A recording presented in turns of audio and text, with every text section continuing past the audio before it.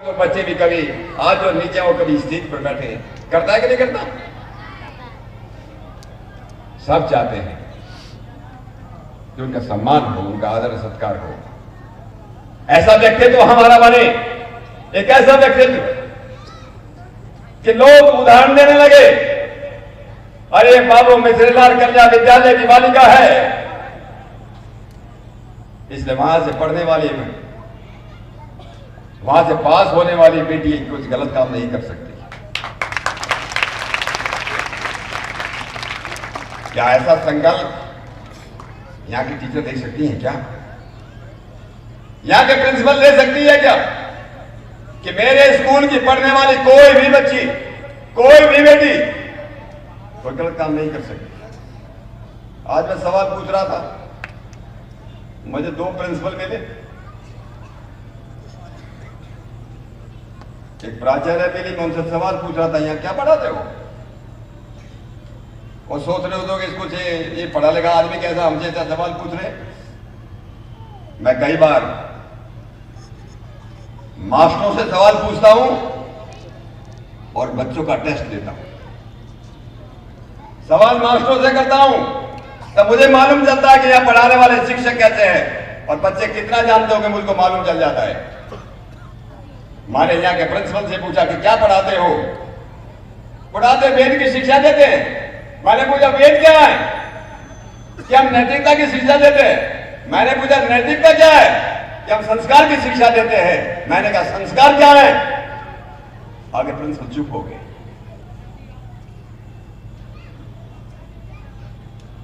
हमको मालूम होना चाहिए कि संस्कार क्या चीज है, क्या है संस्कार। अरे जो लोहे से, लोहा जानते हैं ना सब लोग, जो लोहे से लोहे को तलवार में बदल दे, लोहे को फावड़े में बदल दे, लोहे को भाले में बदल दे, वो संस्कार है।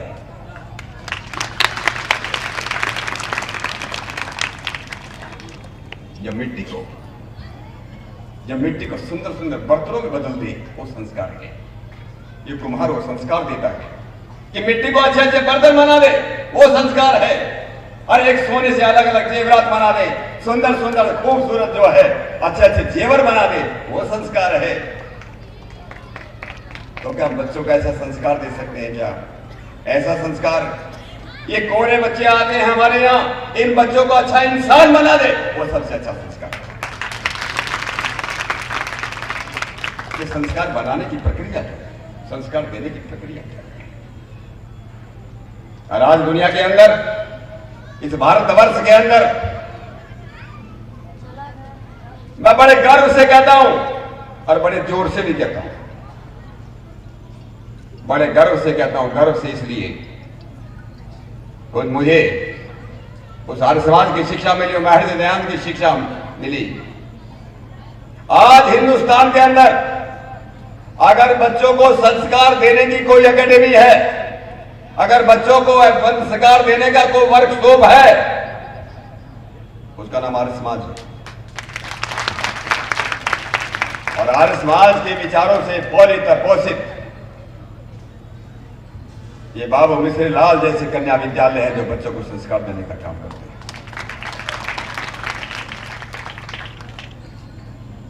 ये संस्कार हमको मालूम होना चाहिए कि संस्कार बच्चों को दिए जाए तो कैसे दिए जाए। इसलिए हमारे लोग कहते थे संस्कार सिखाए नहीं जाते, संस्कार सिखाए नहीं जाते, संस्कार तो प्रदर्शित किए जाते हैं, आचरण में दिखाए जाते हैं। इसलिए हमारे टीचरों को, शिक्षकों को आचार्य कहते थे। उनका आचार इतना अच्छा होता था। अरे जो शिक्षक खुद सिगरेट पीता हो, खुद शराब पीता हो, खुद टाइम पे स्कूल में विद्यालय में नहीं आता हो, वो बच्चों को क्या सिखाएगा कि समय की कीमत क्या है?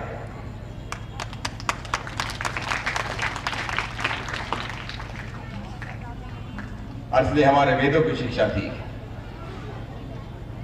और मुझे याद आ गया, पंडित तुमने चंदन शास्त्री जी बता रहे थे, मैं तो देखा नहीं, अभी जाते जाते देखूंगा। सैयद अहमद खां की बात आप कर रहे हैं। सैयद अहमद खां और महर्षि दयानंद बहुत मुस्लिम बड़े नाराज हो गए कि स्वामी दयानंद सरस्वती कुरान के खिलाफ बोलते हैं, इस्लाम में कमी निकालते हैं। उनको लगा सर सैयद अहमद खान से बड़ा विद्वान कौन होगा, कौन ऐसा आलिम और फाजिल होगा जो जाकर के महज ध्यान के साथ मुबाहिजा कर सके और शास्त्रार्थ कर सके। बहुत मुस्लिम डेलीगेशन के पास गए, सर सैयद अहमद खान तैयार हो और तैयार होकर के महज ध्यान के पास पहुंचे। गए किस लिए थे कि उनसे बहस मुबाहिजा किया, शास्त्रार्थ किया जाए। बहुत अपने 20-25 साथियों के साथ गए। जब ऋषि दयानंद से मिले, उनके तेजस्वी व्यक्तित्व को देख करके, उनके तेजस्वी चेहरे को देख करके बहस मुबाहिजा करना भूल गए। निकला ही नहीं मुझसे कि मैं इसलिए आया। उनके साथियों ने पूछा, सैयद सर आपको तो हम लेकर के गए थे, आप तैयार होकर गए थे कि ऋषि दयानंद के साथ बहस मुबाहिजा करेंगे, आपने जाकर के कुछ किया ही नहीं। सर सैयद अहमद खान ने कहा था हुस्न रियाजत ऐसा, था हुस्न रियाजत ऐसा कि सामने उनके, था हुस्न रियाजत ऐसा कि सामने उनके, अरे कलाम एक तरफ हम सलाम भूल गए, कलाम एक तरफ सलाम। ऐसा तेजस्वी व्यक्ति उनके सामने जाकर के तुम बहस मुबाहिजा की बातें को कलाम की बात करते हो, हम तो सलाम करना भूल गए। उस तेजस्वी व्यक्तित्व के साथ साथ करना संभव नहीं। धर्म है ये जो तथाकथित धर्म है, ये जो संप्रदाय है, ये पंथ की बात करते हैं। पंथ से सारे है बने इंसान की, पंथ ये सारे हैं बने इंसान की, दूर रखते हैं ये सब भगवान से, दूर रखते हैं ये सब। और इसलिए उन्होंने कहा मैं उस धर्म को चलाने आया हूं, मैं इस देश को वो देखना चाहता हूं।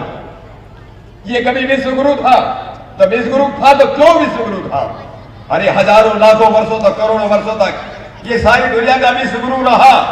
उस समय न हिंदू धर्म था, न इस्लाम धर्म था, न क्रिश्चियन था, न सिख था, न कोई नहीं था। तो उस समय कौन था? उस धर्म को चलाने के लिए हुआ है। तो धर्म का सार तत्व क्या है? धर्म का सार तत्व यह है कि कोई भी बच्चा किसी भी जाति में पैदा हो, किसी संप्रदाय, किसी भी आजकल के धर्म में पैदा हो, ये बच्चों में कोई डिफरेंस, कोई फर्क नहीं किया जा सकता। सब उसी भगवान के, उसी खुदा के तो बच्चे हैं। जब उसी खुदा के बच्चे हैं, इसमें हम फर्क कैसे कर सकते? और ये भावना पैदा करने का काम ये बाबू मिश्रीलाल जो कन्या विद्यालय ने यहां पैदा की है, देखिए ये मानना चलेगा हमको, हम आज माने कल माने, लेकिन सबसे ज्यादा संस्कार देने का जो काम करते हैं वो सबसे ज्यादा काम जो माता करते हैं। पढ़ने का इतना ही अधिकार है जितने बालक को है, लड़कों को पढ़ने का इतना ही अधिकार है जितना जो है लड़कों को है। अगर ऋषि दयानंद नहीं आते, अगर ऋषि दयानंद नहीं आते धरती पर, मुझको नहीं मालूम कितने और सैकड़ों वर्ष लग जाते कि हमारी बेटियां पढ़ती। ये ऋषि दयानंद ने कहा कि एक बेटी को, एक लड़के को पढ़ने का अधिकार है, उसको वेद पढ़ने का अधिकार है, कोई इसको कह नहीं सकता। ये देश इसलिए गुलाम बना, ये देश इसलिए गुलाम बना, ये विश्वगुरु देश इसलिए गुलाम बना कि हम लोगों ने अपनी बेटियों को ही पढ़ाना बंद कर दिया, अपनी बेटियों को पढ़ाना।